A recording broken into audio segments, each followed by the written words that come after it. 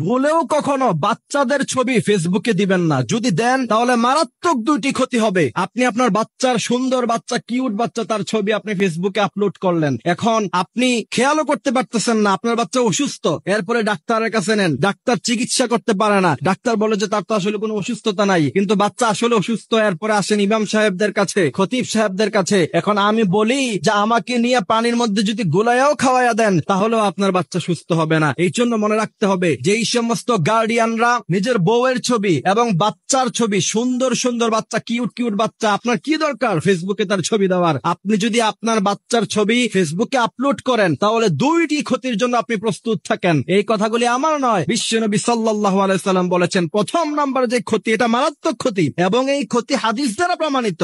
আপনি আপনার বাচ্চার সুন্দর একটা ছবি আপনি ফেসবুকে আপলোড করলেন, এরপরে আপনার পরিচিত মানুষরা ফেসবুকে দেখে সে যদি বদ নজর দেয়, আর নজর হাক্কুন, রাসূল করিম সাল্লাল্লাহু আলাইহি সাল্লাম বলেছেন নজর একটা সত্য জিনিস। ফেসবুকে বাচ্চার ছবি আপলোড দেওয়ার পরে কেউ না কেউ বদ নজর দিতে পারে, আর আপনার বাচ্চার উপর যদি একজনের বদ নজর লেগে যায় তাহলে আপনার বাচ্চার লাইফ শেষ। কারণ বদ নজর একটা কঠিন জিনিস। বুখারীর মধ্যে হাদিস এসেছে, আন আবি হুরায়রা রাদিয়াল্লাহু তাআলা আনহু قال قال رسول الله صلى الله عليه وسلم العين حق।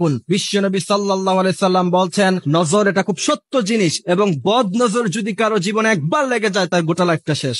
মডার্ন সোসাইটিতে তো এটা একবার কমন ব্যাপার। বাচ্চা খাবার খাইতেছে, বাচ্চা খুব কিউট লাগতেছে, এবার ছবি তুলে ফেসবুকে আপলোড করে দিচ্ছেন। বাচ্চা হাঁটতেছে, তার ভিডিও করে ফেসবুকে আপলোড করে দিচ্ছেন। নো, কখনো এটা করবেন না। যদি করেন তাহলে একবার যদি কারো বদ নজর আপনার বাচ্চার উপরে লেগে যায় তাহলে তার সুন্দর জীবনটাকে আপনি নষ্ট করে দিলেন নিজ হাতে। একজন সচেতন গার্ডিয়ান হিসাবে কখনোই উচিত না আপনার বাচ্চার ছবি আপনি ফেসবুকে আপলোড করবেন। দ্বিতীয় নাম্বার যে ক্ষতি, সেই ক্ষতি হচ্ছে আপনার বাচ্চা তার অস্তিত্ব ছোটবেলা থেকেই সোশ্যাল প্ল্যাটফর্মে থেকে গেল। বিশেষ করে মেয়ে বাচ্চাদের ছবি তো কখনোই কোনোভাবেই ফেসবুকে দেওয়া যাবে না। এরপরে দেখা যায়, আমি বিশেষ করে আমার ফ্রেন্ড লিস্টে এরকম অনেক বাবা মা আছে যাদেরকে দেখি বাচ্চার বয়স 15-16 হয়ে গেছে, বাচ্চাকে বিয়ে দেওয়ার মতো বয়স হয়ে গিয়েছে, এই মেয়ে বাচ্চার ছবি ফেসবুকে আপলোড করে বলে যে আমার কিউট মামুনিটা। তোমাকে কে বলছে? তুমি তোমার বাচ্চাকে, তুমি তোমার মেয়েকে মেয়ের চোখে দেখো ঠিকই, কিন্তু তোমার বন্ধু বান্ধব বা কাজিন যারা আছে তোমার পরিচিত তারা তো মেয়ের চোখে দেখে না। 15-16 বছরের মেয়ে, একটা যুবতী মেয়ে, তারা তো তোমার বাচ্চাকে কখনোই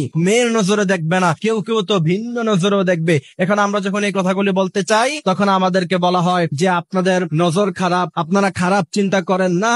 বিশ্বনবী সাল্লাল্লাহু আলাইহি ওয়াসাল্লাম যেটা নিষেধ করে গিয়েছেন সেটার মধ্যে কখনো ভালো জিনিস থাকতে পারে না। বিশ্বনবী সাল্লাল্লাহু আলাইহি ওয়াসাল্লাম বলেছেন একটা বাচ্চা যখন উপযুক্ত বয়স হয়ে যায় তখন তাকে পর্দা করতে হবে। 7 বছর বয়সে বাচ্চাকে নামাজ পড়াতে হবে, 10 বছর বয়সে তাকে নামাজ না পড়লে তাকে পিটাতে হবে। বর্তমান সময়ে বেশিরভাগ মেয়েরা 10 বছরে বালাগা হয়ে যায়, আপনি তাকে 15 বছর তার বয়স, তার ছবি ফেসবুকে দিয়ে আপনি কখনোই এই কথা বলতে পারেন না যে তার উপর কেউ খারাপ নজর দিবে না। সুতরাং এই বিষয়গুলি খেয়াল রাখতে হবে। আল্লাহ সুবহানাহু ওয়া তাআলা আমাদেরকে এই কথাগুলি বোঝার, মানার